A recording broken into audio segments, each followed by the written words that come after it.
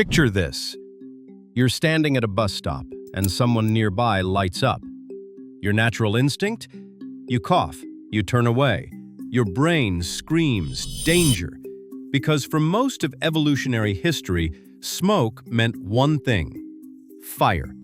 And fire meant you were about to be lunch for a flame. So why on earth did we, the most intelligent species on the planet, decide it was a good idea to take those burning plants and breathe them directly into our lungs? It's one of the great mysteries of human behavior. We've turned a survival warning sign into a global ritual.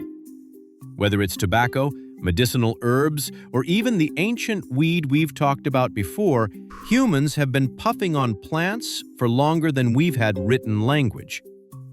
But the story of how we started is much weirder than someone got bored by a campfire. Today, we're digging into the ash to find the real reason we started smoking, and how a 12,000-year-old habit changed the course of human history. Before there were pipes or cigarettes, there was the hot box. Early humans were masters of fire. It was our heater, our stove, and our protection. But caves have terrible ventilation. If you threw a specific type of bush, say wild tobacco or dried sage, onto the fire to keep the bugs away, everyone in that cave was going to feel the effects. This was likely our first encounter with smoking. It wasn't an intentional puff. It was a passive side effect of survival. Scientists call this environmental inhalation. But here's where the human brain gets interesting. We realized that certain plants didn't just make the cave smell better, they changed how we felt. They killed the pain of a long hunt. They stopped the hunger pangs during a dry season. And most importantly, they seemed to open a door to another world. In a world where every day was a struggle for survival, a plant that could make you feel weightless was worth its weight in gold. For a long time, we thought smoking was a relatively new invention, maybe 3,000 or 4,000 years old. But recently, archaeologists in the Utah desert found something that blew that timeline out of the water. Deep in the hearth of an ancient hunter-gatherer camp, they found 4 charred seeds. These weren't just any seeds, they were tobacco seeds, and they were 12,000 years old. This means humans were using tobacco at the end of the last ice age. Long before we were farming corn or building cities, we were hanging out in the desert, gathering wild tobacco. But they weren't smoking it like we do today. There were no filters, no rolling papers. Instead, they were likely sucking on the leaves or tossing them into communal fires. It was a shared experience, a social technology that brought the tribe together, much like the first uses of alcohol. It was about more than a buzz. It was the IKEA effect. We valued these plants because we had to work so hard to find and prepare them.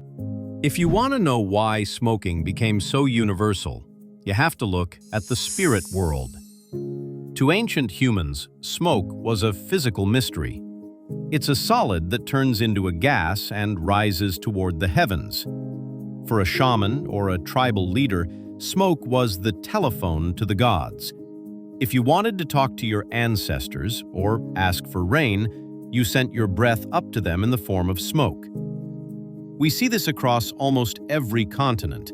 In the Americas, tobacco was a sacred gift. In Siberia, it was reindeer moss. In the Himalayas, it was juniper. They used smoke to purify the air, to cleanse a sick person, and to seal peace treaties. In fact, the peace pipe wasn't just a movie trope. Sharing smoke meant you were sharing the same breath. It was the ultimate sign of trust. If I'm willing to get lightheaded and vulnerable with you, I'm probably not going to hit you with a club. Now here's the truly weird part. For most of history, we didn't think smoking was bad for you. We thought it was a miracle cure.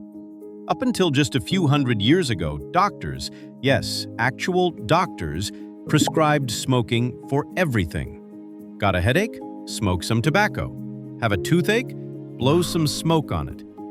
In the 1700s, they even had something called a tobacco smoke enema for people who had drowned.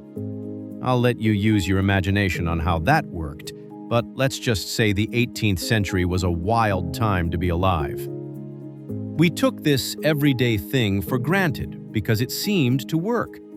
Nicotine is a stimulant. It does make you feel more alert. It hides the symptoms of pain. We were self-medicating for thousands of years without ever realizing the science behind the alkaloids we were inhaling. So, when did we start smoking? We started the moment we realized that fire could do more than just cook our food. It could change our minds. We started because we were curious, because we were in pain, and because we wanted to feel connected to something bigger than ourselves. We turned a dangerous byproduct of fire into a sacred ritual, a medicine, and eventually a global habit. Whether we're talking about the tobacco seeds in Utah or the weed found in ancient tombs, the story is the same. We are a species that loves to experiment with the world around us, even if it means breathing in a bit of fire.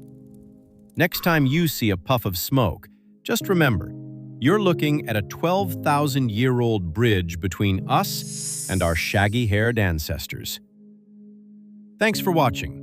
If you want to know more about the weird things early humans did to survive, check out our video on why we started wearing clothes. See you in the next one.